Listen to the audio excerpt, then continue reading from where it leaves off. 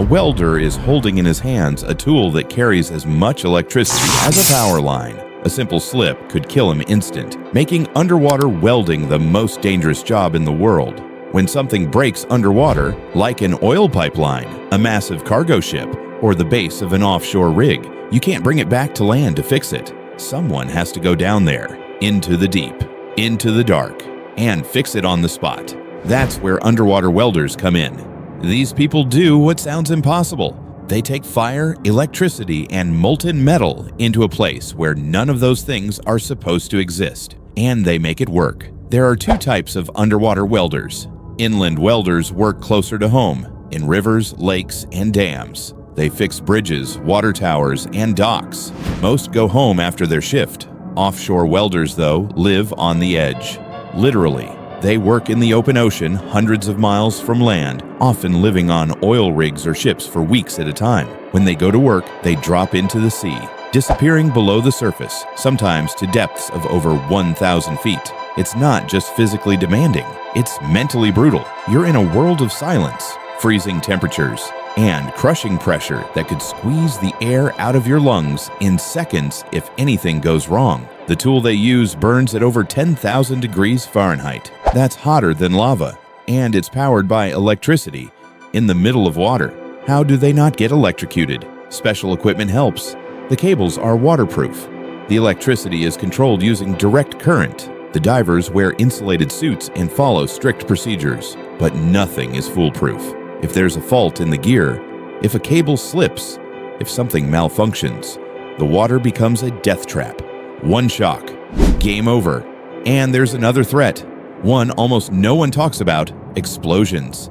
Welding underwater splits water molecules into hydrogen and oxygen. If those gases build up in the right mix, it creates the perfect recipe for an explosion. And in water, the shock wave from even a small blast can be deadly. It moves faster, hits harder, and can crush a human body before they even realize what happened. Then there's delta P, short for differential pressure. It sounds technical, but the danger is very real. Imagine two areas underwater, one with high pressure, one with low. When a path opens between them, even a tiny crack, water rushes through with violent force. It creates suction so powerful that it can pin a diver to a surface, or worse, pull them into a pipe or opening they can't escape from. It's silent, invisible, and absolutely lethal. Even without electrocution or explosions, the environment itself is punishing. Water steals heat from your body 25 times faster than air. Divers wear thermal suits, but they still freeze. Their fingers go numb. Their minds slow down. Every task becomes harder. Mistakes become more likely. And if they're working deep, really deep, they can't just swim back up when the job's done. That would kill them. It's called decompression sickness, or the bends. It happens when nitrogen gas forms bubbles in the blood due to a rapid drop in pressure. It can cause agonizing pain, brain damage, paralysis, even death. So after a dive, many welders spend hours, even days, inside pressurized chambers, slowly returning to normal atmospheric pressure. Sometimes they live in those chambers for weeks, just to stay ready for the next job. It sounds insane, so why do they do it? The answer for many is money. Inland underwater welders can make around $60,000 to $100,000 a year, but offshore saturation divers, the elite of the elite, can make $300,000 or more in a single year. Some make more than surgeons, but they earn every dollar. This job breaks people, physically, mentally. It takes grit, focus, and nerves of steel. Some wonder why robots aren't doing this work, and it's a fair question.